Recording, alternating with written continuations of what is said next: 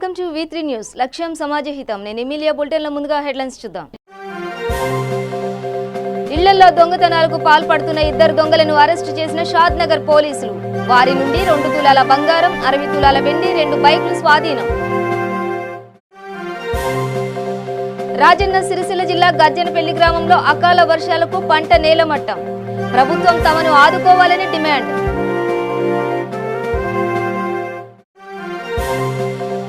నిజామాబాద్ జిల్లాలో నేటి నుండి 144 సెక్షన్.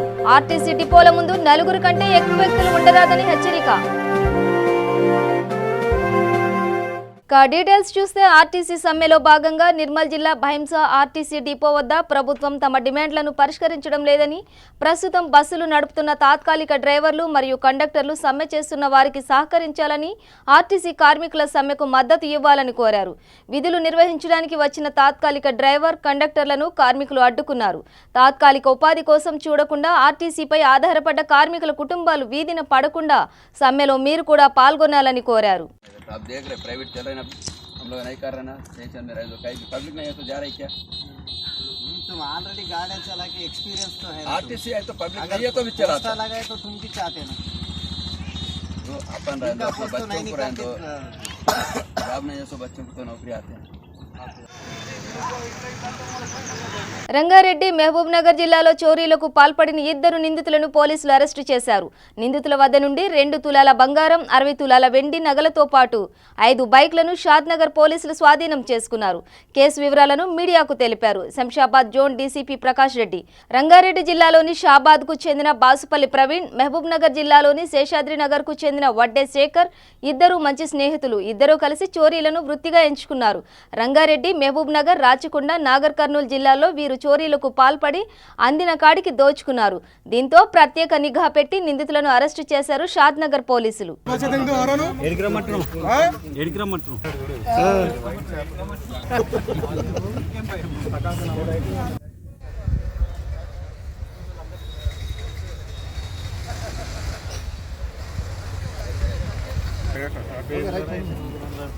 అది కాదు సార్, అసలు V6 ఛానల్ 100 మంది 1000 మంది చూస్తారు సార్. ఆడ అది ఏం చెప్పాలి, అది వాళ్ళు తీసేదే V6. మళ్ళీ ఎట్లా మాకున్న రిలేషన్ మొత్తం V6 వాళ్ళ దృష్టిలో ఉన్నారు, మొత్తం అదే చూస్తారు. హీరో అయితే సార్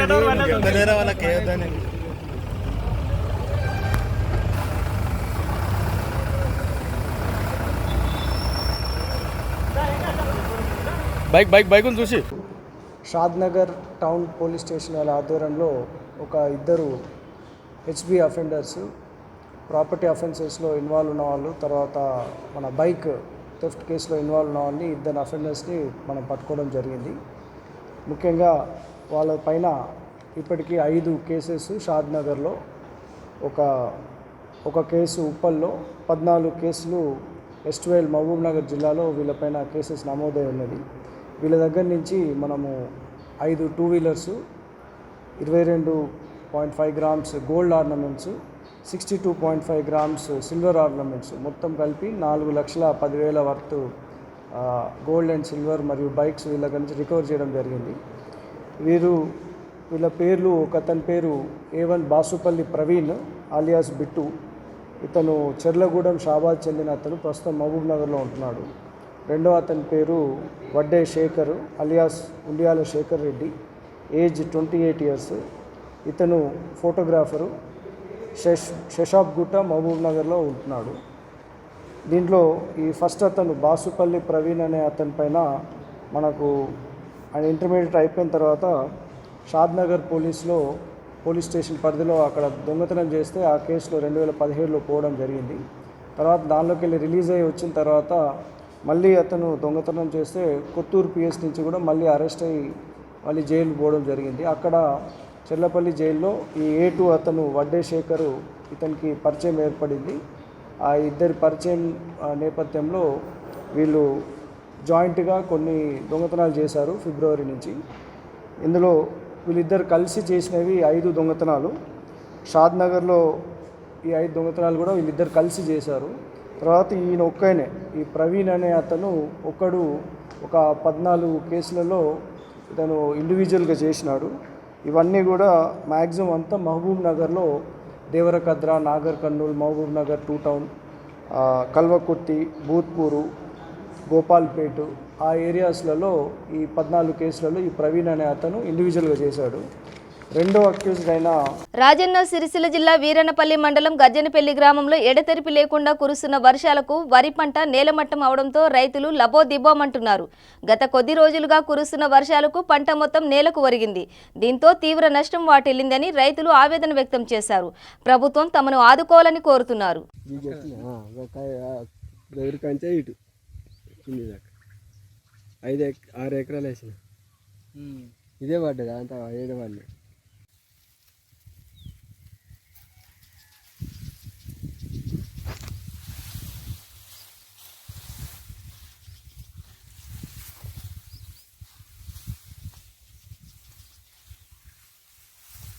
ఇవి ఏమేళ్ళే ఇక ఇది అతను తర్రైద్దాన్ని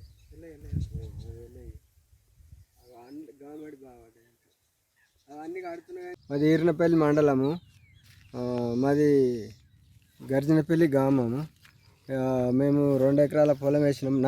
నాత చిన్నరాములు నా పేరు. మేము 2 ఎకరాల పొలం వేసినాము. దాని గురించి మీరు ప్రభుత్వము మరి మాకు ఏదైనా సహాయకరం చేయాలి. మరి మొత్తం మొలకలు వచ్చినాయి. 1 ఎకరం ఏమో మొలకలు వచ్చింది, 1 ఎకరం మంచిగా ఉన్నది. మా గురించి మీరు సాయం చేయరి. ఇక మీరు మా గురించి చూస్తే అవి మొలకలు మొత్తం వచ్చినాయి. ఏమైంది అసలు నీకు? ఎట్లా మొలకలు వచ్చినాయి అవి? మొలకలు అంటే ఇప్పుడు అడ్డం పడి ఆన కొట్టి మొత్తం అడ్డం పడ్డాయి. ఆన గురించి గాలి దుమారం వచ్చి అన్నీ కింద పడ్డాయి అన్నీ మొత్తం. సరే, ఇప్పుడు ప్రభుత్వం నుంచి ఏం ఆశిస్తారు మీరు? మేము లాగోడి దాదాపు రూపాయి పెట్టినాము. చారణమందం పంట వచ్చేటట్లేదు. మొత్తము ఖరాబ్ అయిపోయింది, మొత్తం నష్టపోయినాం.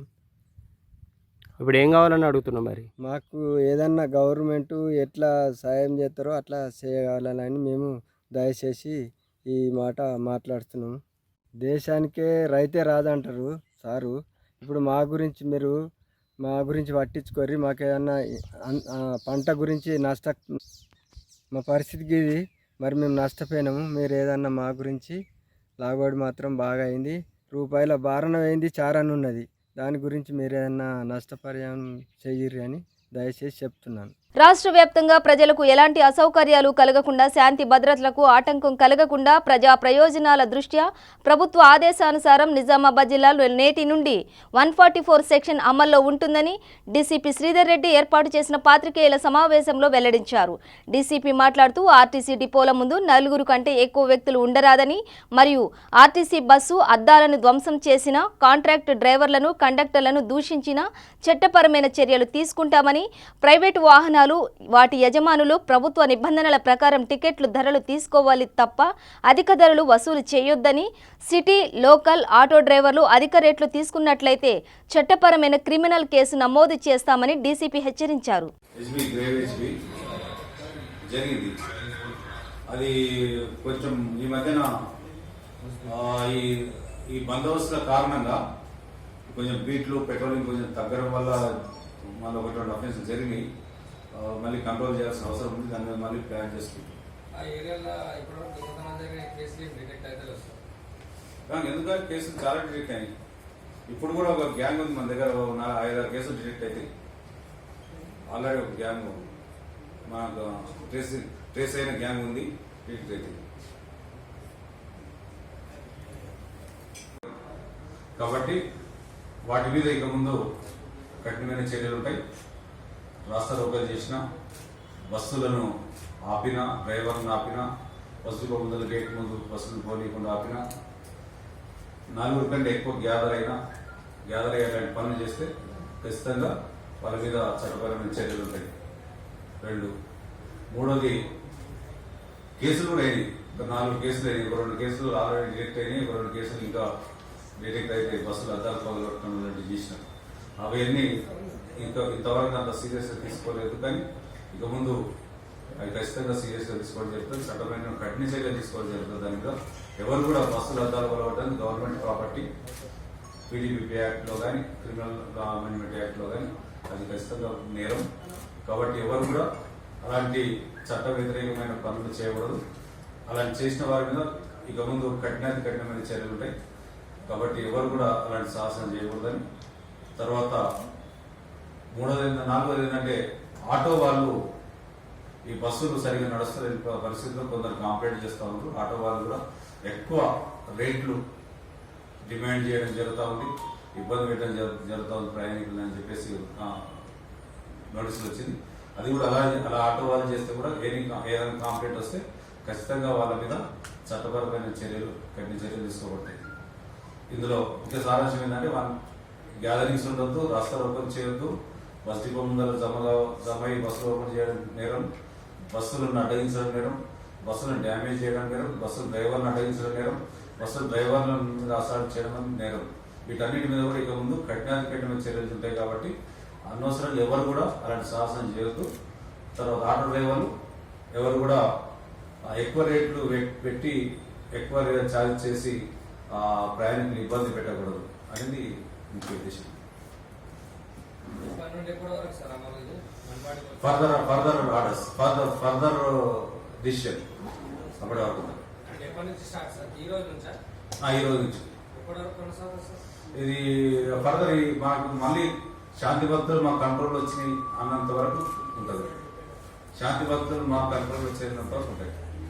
అంటే ఇవన్నీ ఎక్కడ గడబడలేదు, ఆగిపోయి మళ్ళీ ప్రజాశాంతికి ఎక్కడ భంగం కలుగుతలేదు, బస్సులకు ఎవరు అడ్డం రావడం లేదు, డ్రైవర్లకు ఎవరు అడ్డం రావడం లేదు, ఎక్కడ కూడా ట్రాఫిక్ ఫ్లోకి ఇబ్బంది లేదు, ట్రాఫిక్ జామ్ కావడం లేదు, రాస్తా రోకలు లాంటివి లేవు అన్నప్పుడు ఖచ్చితంగా మళ్ళీ 140% తీసేస్తాం.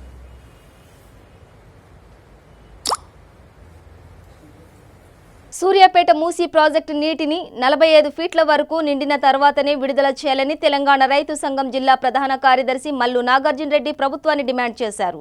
స్థానిక వెంకట నరసింహారెడ్డి భవన్లో ఏర్పాటు చేసిన విలేకరుల సమావేశంలో ఆయన మాట్లాడుతూ మూసీ ప్రాజెక్టు నీటిని 35 ఫీట్ల వరకు నీరు చేరగానే అధికారులు వదలడం వల్ల రెండవ పంటకు నీరు అందే పరిస్థితి లేదని, ప్రభుత్వం 45 ఫీట్ల వరకు నీరు వచ్చిన తర్వాతనే నీటిని వదలాలని డిమాండ్ చేశారు.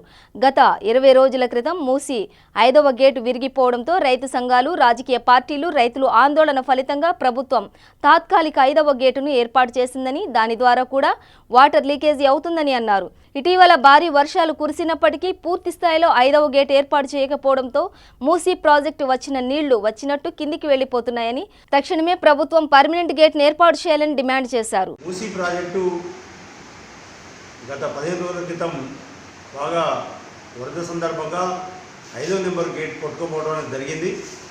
దాని స్థానంలో వెంటనే మళ్ళీ ఒక కొత్త గేట్ నిర్మించాలని చెప్పేసి తెలంగాణ రైతు సంఘం తరఫున డిమాండ్ చేశాం. రైతాంగం మొత్తం కూడా పెద్ద ఎత్తున డిమాండ్ చేశారు. ప్రభుత్వం అధికారులు, మంత్రి, అలాగే చీఫ్ సెక్రటరీ, ముఖ్యమంత్రి సెక్రటరీ కూడా వచ్చి పరిశీలించడం జరిగింది. దాని మీద వెంటనే చర్య తీసుకుంటామని చెప్పారు. కానీ దాని తర్వాత తాత్కాలికంగా ఏదో టూత్ పాలిష్ లాగా గేట్ నిర్మించినట్టు చేసి దాంట్లో మొత్తం లీకేజ్ తోటి ఉన్న నీళ్ళు మొత్తం పోయే పరిస్థితి వస్తుంది. చక్కటి అవకాశం వచ్చింది. వాస్తవంగా కనుక ఆ గేట్ను ప్రాపర్గా కరెక్ట్గా ఫిట్ చేసి ఉంటే నిన్న వచ్చిన వర్షాలకు మళ్ళా మూసీ ప్రాజెక్ట్ నిండే అవకాశం వచ్చింది. కానీ వచ్చిన అవకాశాన్ని దుర్వినియోగం చేయడం జరిగింది. ఉపయోగించుకోలేకపోయినాం. చాలా ఆందోళనతోటి రైతాంగం ఉన్నారు, చాలా బాధతోటి రైతాంగం ఉన్నారు. కానీ ఇప్పటికైనా దాన్ని కాకుండా వెంటనే కొత్త గేట్ను పూర్తి స్థాయిలో సరైన గేట్ను నిర్మించడం ద్వారా నీటిని 45 ఫీట్ల వరకు నిలుపుకునే అవకాశం ఉన్నది. అందుకోసం అధికారులు తాత్కాలిక టూత్ పాలిష్ పని కాకుండా శాశ్వతంగా ఉండే గేట్ను నిర్మించడం ద్వారా మూసీ ప్రాజెక్టులో 45 ఫీట్ల వరకు నీళ్లు ఉంచే అవకాశం ఉంది. అందుకోసమే ఇప్పటికైనా స్పందించి దాని సరైన గేట్ను నిర్మించాలని తెలంగాణ రైతు సంఘం డిమాండ్ చేస్తా ఉన్నాం. ఒకవేళ నీటి తగ్గినా ఎస్ఆర్ఎస్పీ నుంచి కానీ ఏఎంఆర్పీ నుంచి కానీ తీసుకొచ్చి మూసిని నింపాలి. ఆ రకంగా 45 ఫీట్ల వరకు ఉంచడం ద్వారానే ఆయకట్టుకు సంబంధించిన చివరి భూముల వరకు నీళ్ళు ఇచ్చే అవకాశం ఉంటుంది తప్ప 35 ఫీట్ల వరకు నీళ్ళు ఇస్తే ఇప్పుడు లీకేజీ ద్వారా మొత్తం నీళ్ళు కూడా వెళ్ళిపోయే పరిస్థితి ఉంటుంది.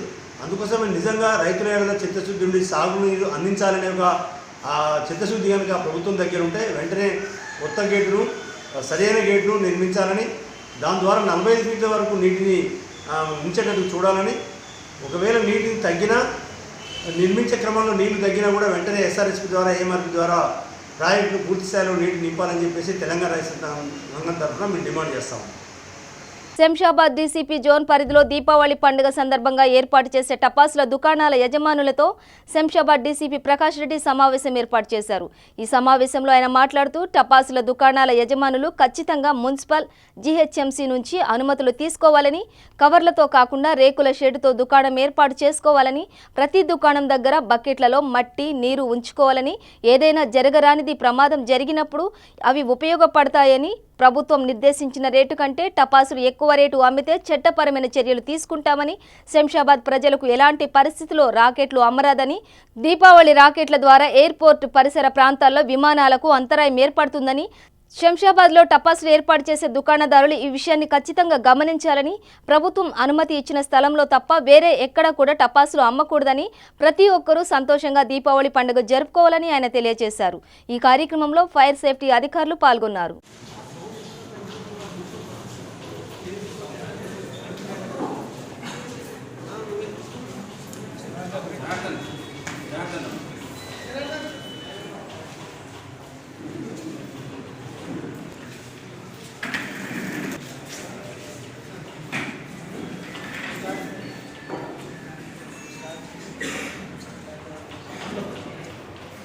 ఈ దీపావళి సందర్భంగా అలాగనే ఇక్కడ ఎక్కడం జరిగింది జూన్ తరగతి మొత్తం.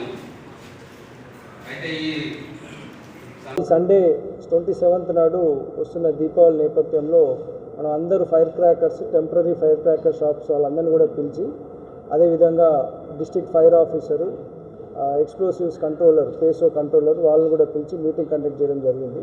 ఈ మీటింగ్ యొక్క ముఖ్య ఉద్దేశం ఏంటంటే, ఈ ఫైర్ క్రాకర్ షాప్స్ టెంపరీగా పెట్టేవాళ్ళు కంపల్సరీగా ఆ గ్రౌండ్ యొక్క పర్మిషన్ కానీ, లేకపోతే అది గ్రామ పంచాయతీ ల్యాండ్ అయితే వాళ్ళ పర్మిషన్ కానీ తీసుకోవాల్సి ఉంటుంది. అదేవిధంగా వాళ్ళు పెట్టేది షెడ్స్, టిన్ షెడ్స్, ఫైర్ ప్రూఫ్ టిన్ షెడ్స్గా పెట్టుకోవాల్సి వస్తుంది. అదేవిధంగా శాండ్ బకెట్స్ కానీ, వాటర్ బకెట్స్ కానీ అవన్నీ కూడా పెట్టుకోవాలి.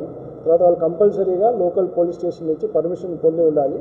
లేదంటే మళ్ళీ వితౌట్ పర్మిషన్ అయితే రేపు ఏదైనా ఫైర్ యాక్సిడెంట్ అయితే మళ్ళీ అది ఫైర్ వ్యాప్తి చెందే అవకాశం ఉంది. కాబట్టి కంపల్సరీగా ఈ గైడ్లైన్స్ అన్నీ ఫాలో అయ్యి ఫైర్ క్రాకర్ షాప్స్ వాళ్ళు పెట్టాలని మేము కోరుతున్నాము. అదేవిధంగా వాళ్ళు ఎంతైతే ప్రైస్ డిసైడ్ చేశారో అంత ప్రైస్లో మాత్రమే వాళ్ళు విక్రయం జరగాలి. అంతకంటే ఎక్కువ ప్రైస్లో చేయడానికి లేదు. చైనీస్ క్రాకర్స్ కూడా అమ్మకానికి లేదు.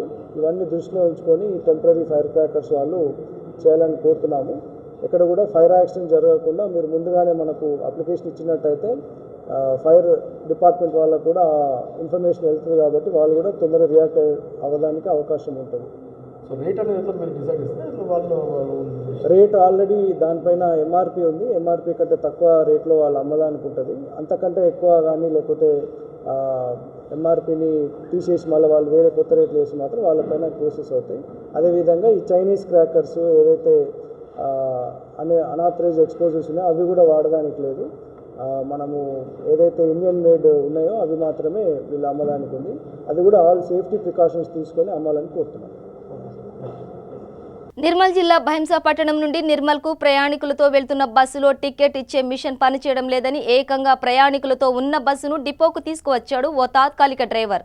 బస్సును డిపో ముందు ఉంచి డిపోలోకి వెళ్లి అరగంట అయినా కండక్టర్, డ్రైవర్ రాకపోయేసరికి ఇబ్బందులు ఎదుర్కొన్నారు. ప్రయాణికులు, కళాశాలకు, హాస్టల్కు వెళ్లే విద్యార్థులు బస్సులో ఉండడంతో నానా ఇబ్బందులు పడ్డారు. బస్టాండ్ నుంచి బస్సును డిపోకు తీసుకురావడంతో ప్రయాణికులు ఎటూ వెళ్లలేక బస్సులోనే ఉండిపోయారు.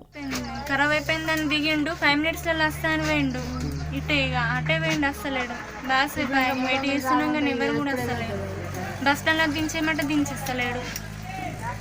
నిర్మల్ బస్ మాకు లేట్ అవుతుంది హాస్టల్ వెళ్ళడం. తెస్తాం 5 నిమిషాలలో పోయిలు లోపల 2 వేలు ఇంకా హాస్టల్ ఇప్పటికే లేట్ అవుతుంది. నిర్మల్ పోవాలా, పిల్లలకు హాస్టల్ పంపిస్తున్నాం.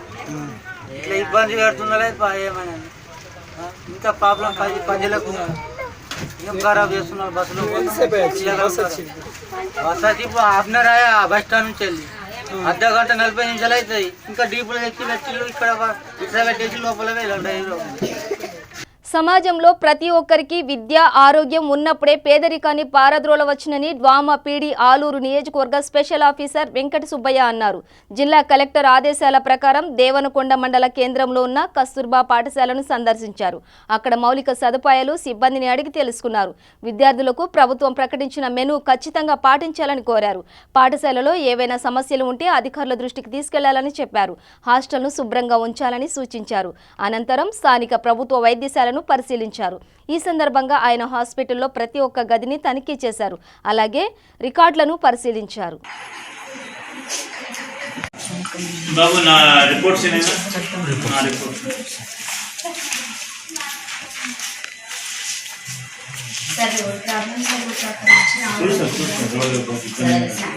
వర్షం వస్తే అసలు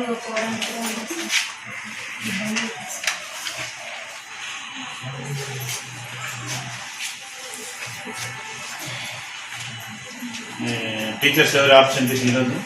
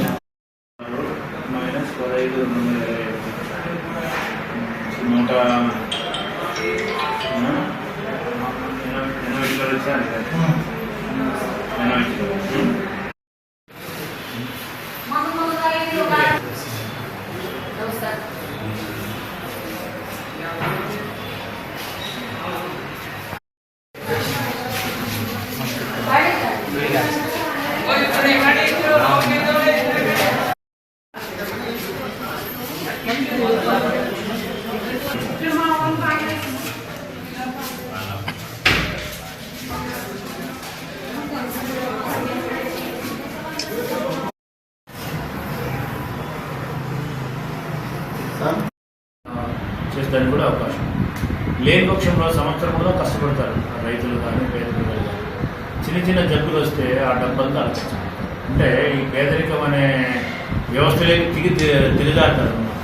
సో ఈ పేదరికం పోవాలంటే ఈ ఆరోగ్యము విద్య ఈ రెండు సక్రమంగా మనము నిర్వహించగలిగితే ఆటోమేటిక్గా ప్రజలందరూ కూడా ఉన్నత స్థాయి ఎదగడానికి ఆస్కారం ఉంటుంది. అదేవిధంగా విద్య చదువుకుంటే ఉన్నతంగా సెటిల్ అయ్యడానికి ఆస్కారం ఉంటుంది. అదేవిధంగా ఆరోగ్యం మీద ఎక్కువ కాన్సన్ట్రేట్ చేయగలిగితే ఆరోగ్యవంతంగా ఉంటుంది.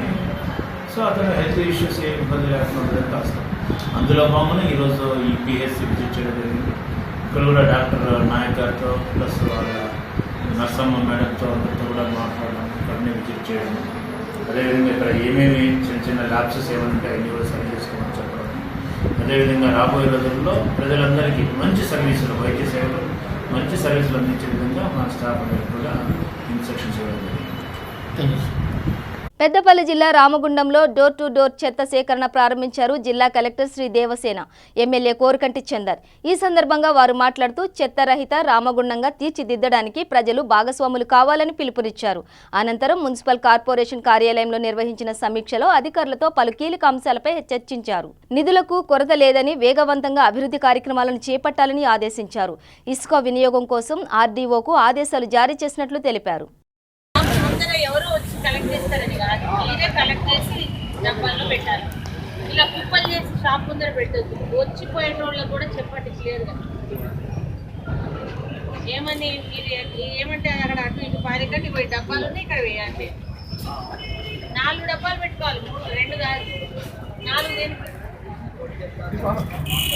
పొడి చేత తడి చేత అంటే 2 డబ్బాలు, మరి మిగతా 2 ఈ ప్లాస్టిక్ వేరుగా, తర్వాత పేపర్ కానీ గాజు కానీ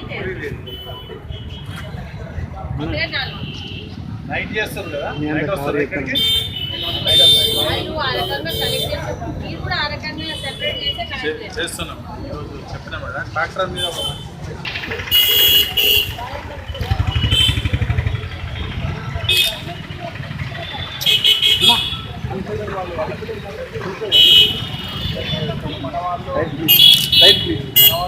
ఉండని వాళ్ళు ఉండరు, మీరు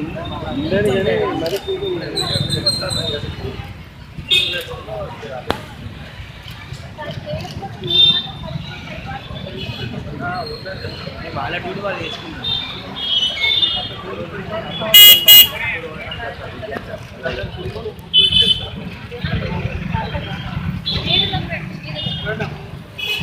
రామగుండం మున్సిపల్ కార్పొరేషన్లో లిటర్ ఫ్రీ రోడ్స్ అనే కార్యక్రమాన్ని తీసుకోవడం జరిగింది.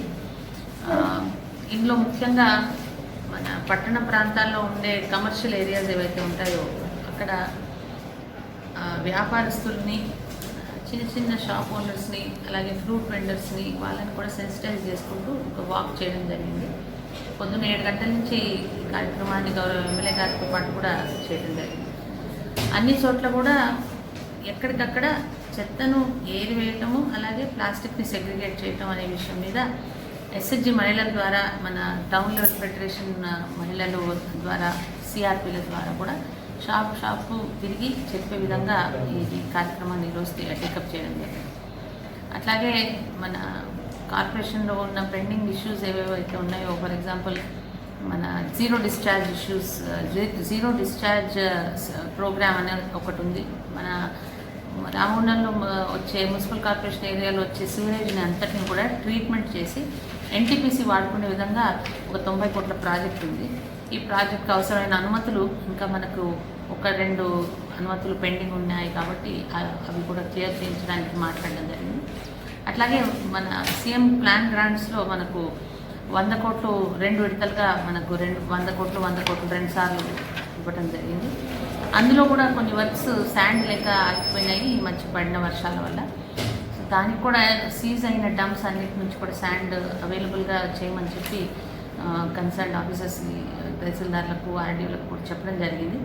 అలాగే తెలంగాణ ప్రాజెక్ట్ ఏదైతే ఉందో ఎన్టీపీసీలో వారికి కూడా ఇసుక అవసరం అని చెప్పడంతో వాళ్ళకు కూడా ఈ ఇసుక సీజ్డ్ డంప్స్ నుంచి ఇవ్వమని చెప్పడం జరిగింది. అట్లాగే మన మున్సిపల్ కార్పొరేషన్లో మనకి ముఖ్యంగా గోదావరి ఖని ప్రభుత్వ ఆసుపత్రి యొక్క 104 వెహికల్ ని ప్రారంభించారు రామగుండం ఎమ్మెల్యే కోరుకట్టి చందర్. గత కొంతకాలంగా మూలన పడ్డ 104 వాహనం ఎమ్మెల్యే చొరవతో పునః ప్రారంభమైంది. ఈ వాహనం చుట్టుప్రక్కల ఉన్న గ్రామాల్లో ప్రతి నెల ఒక రోజు ఈ వాహనం వెళ్లి ప్రజలకు వైద్య సేవలు అందిస్తుంది. ఇది ప్రజలకు చాలా ఉపయోగకరమైనదని ఎమ్మెల్యే కోరుకట్టి చందర్ అన్నారు. ఈ కార్యక్రమంలో డిస్ట్రిక్ట్ మెడికల్ ఆఫీసర్, ప్రభుత్వ ఆసుపత్రి సూపరింటెండెంట్ తదితరులు పాల్గొన్నారు.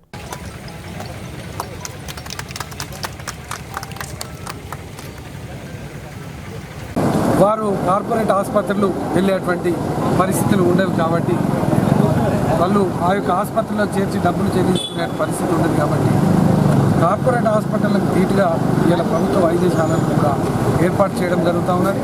దాంట్లో వైద్య సదుపాయాలను కూడా ఆ విధంగా ఏర్పాటు చేయడం జరుగుతుంది. ప్రత్యేకంగా ఇక్కడ 100 బెడ్ హాస్పిటల్ కాకుండా ఇన్ని పబ్లిక్ హెల్త్ సెంటర్లను ఇక్కడ ఉన్నటువంటి డాక్టర్లందరికీ కూడా దాంట్లో అవకాశాలను ఇవ్వడమే కాకుండా మంచి వసతులను కూడా కల్పించడం జరుగుతూ ఉన్నది. ఈ యొక్క ఇంత గొప్ప కార్యక్రమాన్ని ఇంత గొప్పగా పరిపాలన చేస్తున్నటువంటి గౌరవనీయులు కేసీఆర్ గారికి మనము జీవితకాలం కృతజ్ఞతలపై ఉండాల్సినటువంటి అవసరం ఉన్నది.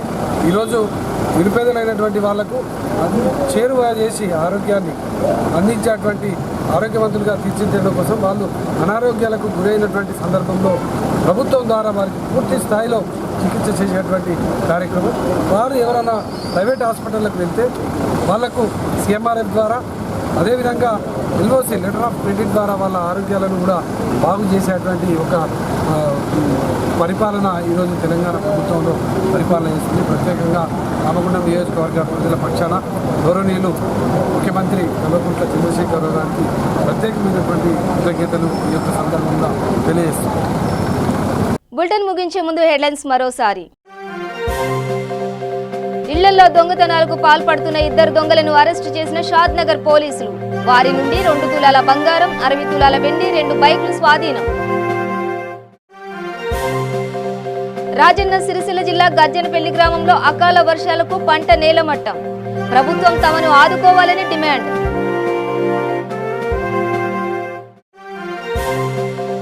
నిజామాబాద్ జిల్లాలో నేటి నుండి 144 సెక్షన్.